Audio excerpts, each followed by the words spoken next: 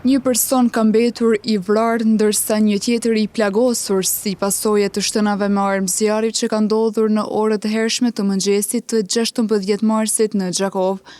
Në vendin e ngjarjes ka ndalë njësitë relevante policore, të cilat kanë kryer ekzaminimet e para dhe kanë siguruar provat që lidhen me rastin.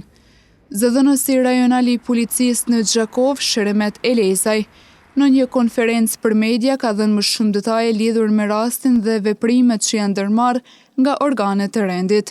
Sot në orët e hershme të mëngjesit, rreth orës 5:30, jemi njoftuar se 2 persona të moshës madhore ishin qelluar me armë zjarre në rrugën Vllazërit Frashëri në Gjakov.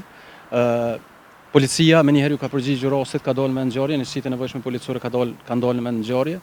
Njëri nga këta të lënduar faktikisht ka ndërruar jetë në vendin e ngjarjes, vdekjen e tij e ka konstatuar ekipi mjekësor që ka qenë atje.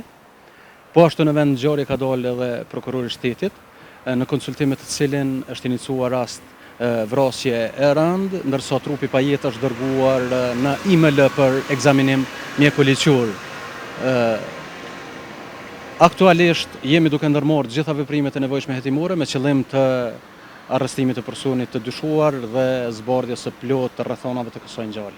Personi është i njohur për neve, faktikisht ne e njohim këtë person edhe jemi në kërkim të tij. Ky është deri më tani është personi vetëm i dyshuar deri në këtë fazë hetime. Edhe personi i plagosur dihet identiteti nga ona jon, jemi duke ndërmarrë, siç e thash, veprime hetimore, janë duke u intervistuar. Po, në fakt është jashtë rrezikut për jetë. Kjo gjithherë sipas informatave të cilat i kemi pranuar nga personeli mjekësor ku është duke u trajtuar viktima. Ai bëri të ditur se policia në koordinim me prokurorin e shtetit ka nisur hetimet për zbardhjen e plotë të rrethanave të kësaj ngjarje të rëndë dhe për identifikimin e personit të dyshuar të përfshirë në rast. Ndërkohë, autoritetet kanë bërë të ditur se hetimet janë në fazë intensive dhe se do të ndërmerren të gjitha veprimet e nevojshme për kapjen e të dyshuarit dhe sqarimin e motivit të kësaj ngjarje.